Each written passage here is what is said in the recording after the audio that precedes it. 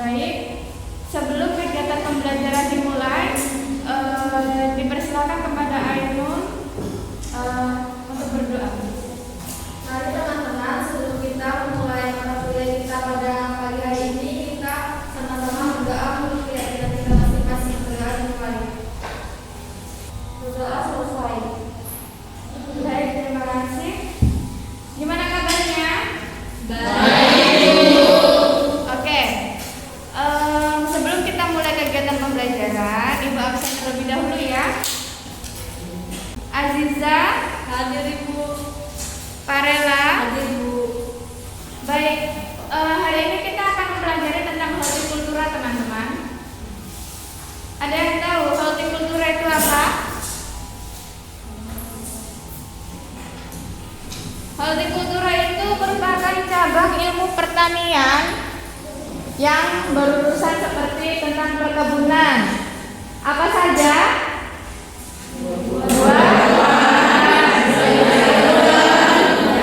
Tanaman. Masih ada lagi yang ketiga satu. Apa? Biasanya di perkebunan, di kebun-kebun sekitar rumah. Tanaman obat. Ya, benar.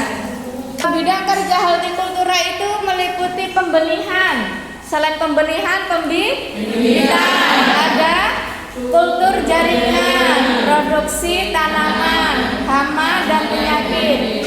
Dari panen, pengemasan sampai distribusi. Macam-macam tanaman hortikultura apa saja? Tanaman sayur, tanaman buah, ada bunga. Oke, seperti yang sudah Ibu jelaskan sebelumnya, tanaman sayur itu ada apa saja? Contohnya untuk di sekitar rumah. Yang bisa ditanam di sekitar rumah apa saja? Kangkung. Apalagi? Bayam. Selada bisa? Bisa. Biasanya kalau selada itu ditanam dengan cara apa saja? Hidroponik. Selain hidroponik, di polybag bisa tidak? Bisa. Di tanah bisa tidak? Bisa. Biasanya dimasak digunakan untuk apa? Lalapan ya. Oke, selanjutnya ada tanaman buah atau Hortikultura. biasanya yang dibudidayakan apa? Jeruk. Jeruk. Selain jeruk, jambu. Ada lagi? Kelengkeng. Apa lagi? Yang ditanam di sekitaran kampus juga ini ada apa lagi? Kedondong. Banyak ya? Oke. Sekarang tanaman bunga. Kalau bunga itu banyak apa aja sih yang ditanam di sekitar rumah kalian?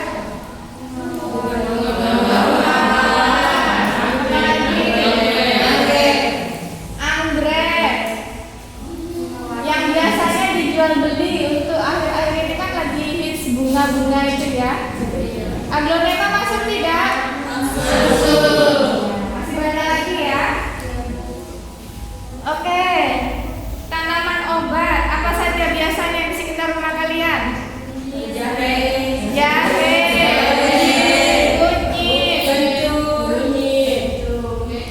Sebelumnya itu kan kita Ibu sudah menjelaskan bahwa pertama kegiatan kita materi, kemudian teman-teman melakukan praktikum. Nah, setelah teman-teman melakukan praktikum di lapangan bercocok tanam sesuai dengan kelompok masing-masing tugasnya. Hari ini presentasi tentang tanaman sayur.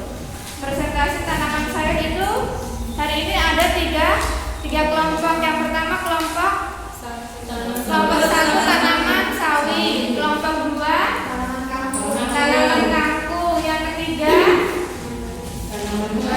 tanaman bayam. Baik, untuk mempersingkat waktu kepada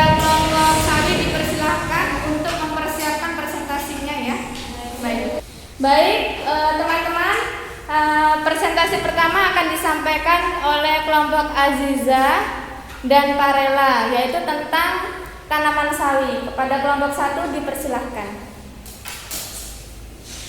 Assalamualaikum warahmatullahi wabarakatuh. Kami dari kelompok 1 tanaman sawi ingin mempresentasikan hasil diskusi kami yang akan dibacakan oleh teman saya Parela. Baik, teman-teman, di sini saya akan menjelaskan tentang tanaman hortikultura sawi. Nah, di sini pertanyaan-pertanyaan seperti apa itu tanaman hortikultura, olerikultura, bagaimana proses budidaya tanaman sawi, itu akan dijawab pada slide berikutnya. Nah, di sini kami akan membahas tentang yang namanya tanaman olerikultura. Yang kedua itu ada tanaman sawi. Yang ketiga ada jenis-jenis tanaman sawi. Yang keempat ada ciri-ciri tanaman sawi. Yang kelima ada habitat tanaman sawi. Keenam ada manfaat tanaman sawi. Ketujuh ada budidaya tanaman sawi. Nah, yang pertama kita mulai dari tanaman olerikultura. Nah, tanaman olerikultura itu merupakan salah satu jenis dari tanaman hortikultura yang merupakan jenis sayur-sayuran. Nah, sayur itu merupakan sumber vitamin dan mineral yang berperan sebagai zat pengatur dalam tubuh. Makanya kita sebagai masyarakat sering dianjurkan untuk banyak mengkonsumsi sayur-sayuran. Masuk ke jenis-jenis sawi. Nah, sawi itu memiliki 4 jenis. Yang pertama ada sawi hijau. Sawi hijau itu struktur batang dan panjangnya tebal serta memiliki rasa sepet seperti salak. Nah, yang kedua itu ada sawi pahit. Sawinya berwarna hijau, memiliki daun yang lebar dan sedikit tebal serta memiliki rasa pahit. Yang ketiga ada sawi manis. Sawi manis itu berwarna hijau tua, memiliki ukuran yang paling kecil dari jenis sawi yang lain serta memiliki rasa manis. Yang keempat itu ada sawi putih. Nah, sawi putih ini berwarna putih kehijauan dengan sedikit pucat dan memiliki struktur batang berlapis. Nah, batang sawi memiliki batang yang berwarna putih kehijauan dengan struktur pendek dan berluas. Batang sawi berfungsi untuk menopang tubuh tanaman sawi.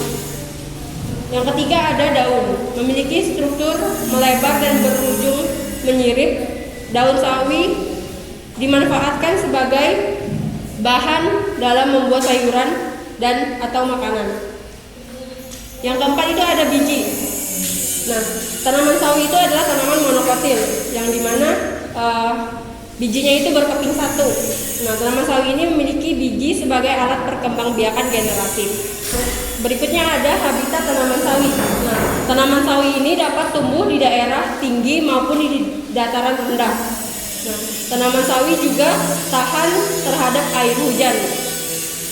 Yang ketiga itu tanaman sawi juga cocok tumbuh pada tanah yang gembur, yang mengandung humus dan memiliki pembuangan air yang baik. Nah, sawi itu berkembang biak menggunakan biji. Nah, sebelum biji sawi ditanam, biji sawi harus dilakukan yang namanya pembibitan, yaitu dengan persemaian.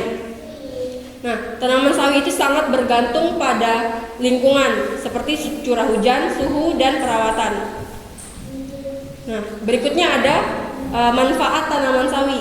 Nah, sawi ini banyak memiliki manfaat seperti yang pertama itu memberikan kesehatan pada tulang.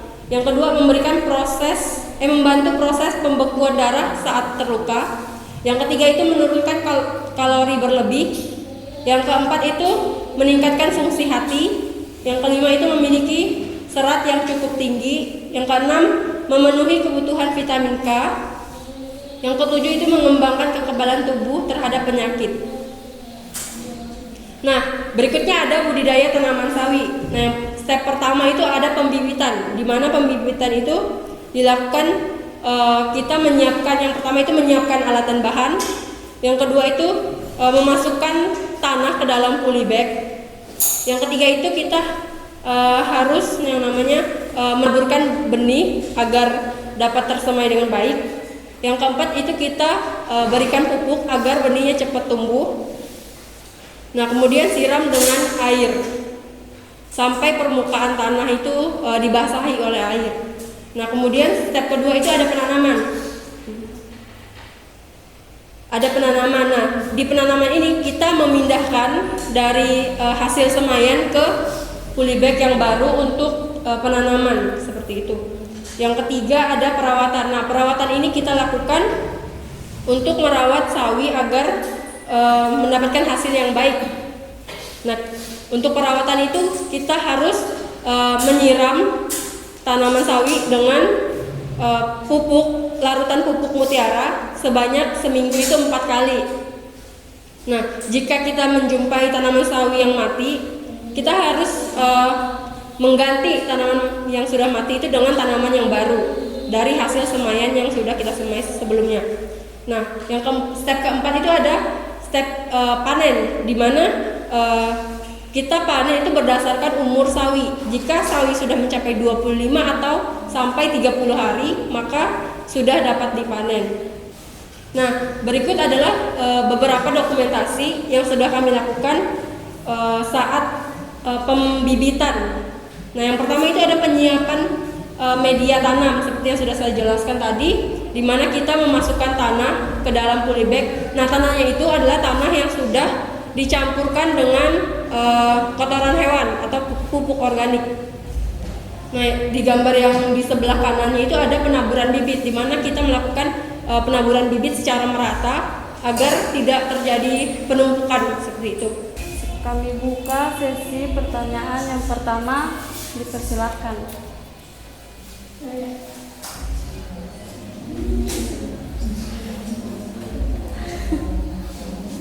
Silakan yang baju warna pink paling.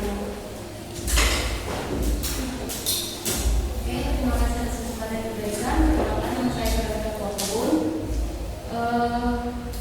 Apa saja sih tahapan dalam proses pembibitan tanaman sawi?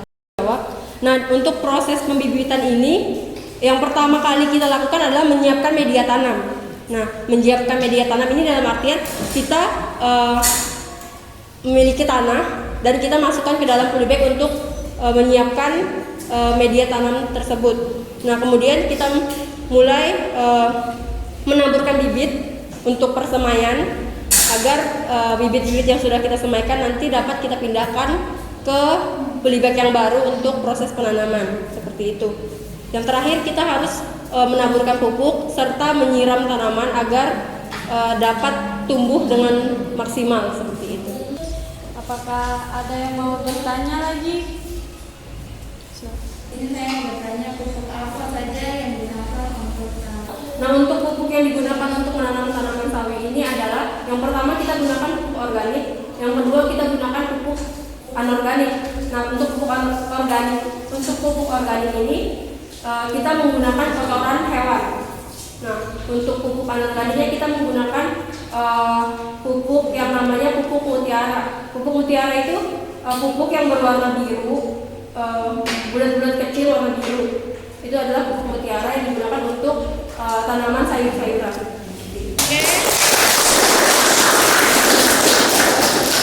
Oke, silakan.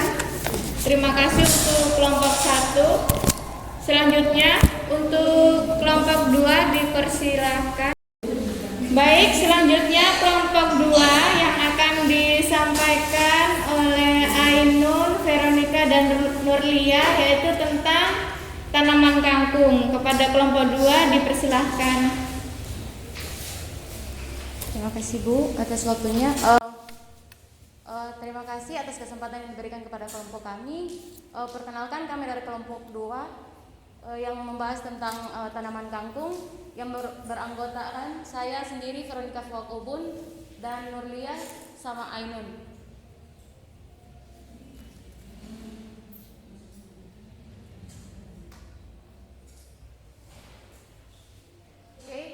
Tanaman oleokultura atau tanaman sayur merupakan jenis tanaman hortikultura dalam bentuk sayur yang dapat dibudidayakan dimanapun. Salah satunya berupa kangkung. Kangkung termasuk sayuran yang populer di Indonesia. Tanaman ini berasal dari daerah tropis, terutama daerah Afrika dan Asia. Karena termasuk tumbuhan yang dapat tumbuh lebih dari 1 tahun, tumbuhan ini sangat kuat menghadapi panas, terik, dan kemarau panjang. Apabila ditanam di tempat yang agak terlindung, kualitas daun terlihat bagus dan lemas. Selanjutnya, ciri-ciri tanaman kangkung. Tanaman kangkung merupakan tanaman hortikultural yang hidup di daerah tropis atau subtropis. Berikutnya, ciri umum dari tanaman kangkung yaitu akar. Akar merupakan organ tanaman yang berfungsi untuk memperkuat berdirinya tumbuhan, menyerap air dan unsur hara dari dalam tanah ke seluruh tubuh. Tanaman kangkung memiliki bentuk akar tunggal. Akar ini tumbuh dalam batang yang bergelembung serta bertumbuh. Yang kedua, batang. Batang memiliki 3 fungsi utama, yaitu mendukung daun dan struktur reproduksi, menyediakan penyangkut bagian dalam, dan menghasilkan jaringan rambut. Tanaman kangkung bersifat herbasius atau mengandung air untuk sangat banyak. Habitat dari tanaman kangkung. Pada umumnya, habitat kangkung air yaitu perairan yang tergenang. Biasanya, kangkung tumbuh secara liar atau tergenang. Biasanya, kangkung tumbuh secara liar atau alami di sawah, parit, dan tepi sungai. Sedangkan kangkung darat dapat tumbuh di daerah dengan iklim yang panas dan dingin dengan curah hujan yang baik. Habitat kangkung ini kering tanpa air dengan tanah yang subur, tumbuh, banyak mengandung bahan organik serta tidak dipengaruhi keasaman tanah. Selanjutnya, reproduksi tanaman kangkung. Tanaman kangkung berkembang biak secara generatif dengan menggunakan biji. Penyerbukan ini dapat terjadi melalui perantara maupun secara alami dan dapat dilakukan secara vegetatif dengan stek batang. Selanjutnya adalah manfaat tanaman kangkung. Manfaat tanaman kangkung diantaranya yang pertama, menjaga kesehatan mata. Tumbuhan ini kaya akan vitamin A yang baik untuk menjaga kesehatan mata. Vitamin A mampu melindungi kornea mata dari infeksi bakteri dan virus. Vitamin ini juga bisa meningkatkan reproduksi cairan sehingga mata tidak kering. Yang kedua, anti radang. Sayur kangkung mempunyai khasiat anti radang yang baik. Tumbuhan ini juga diketahui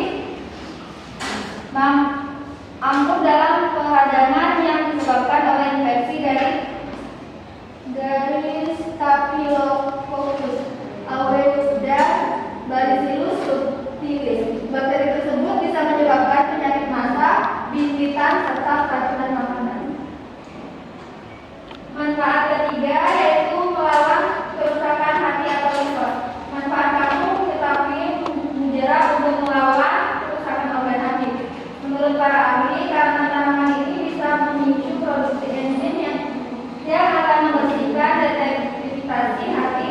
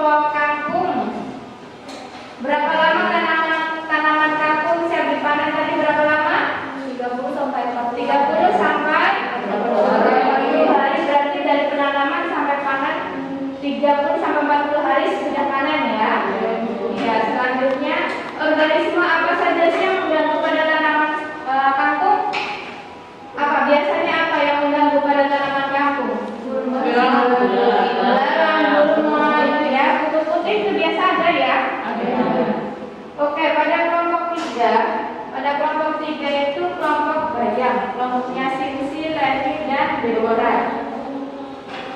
Pertanyaannya itu tadi bagaimana cara mengatasi hama, sama ya, hampir sama kayak pertanyaan pada kelompok kangkung juga ya. Sama ya. Bagaimana cara penyiraman tanaman? Kalau misalnya menggunakan biasanya kan hujan nih, kalau nggak hujan berapa lama rentang penyiraman?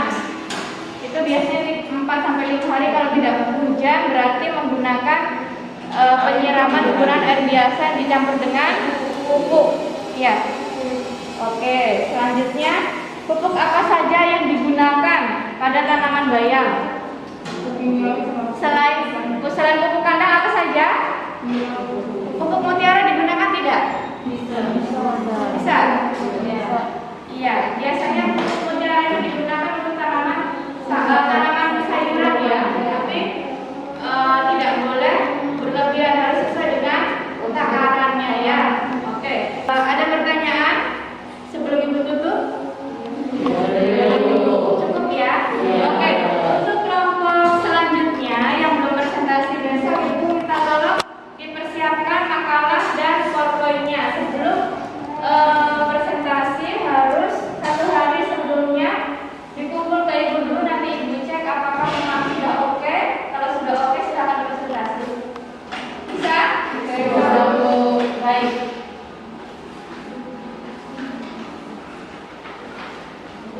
Thank you.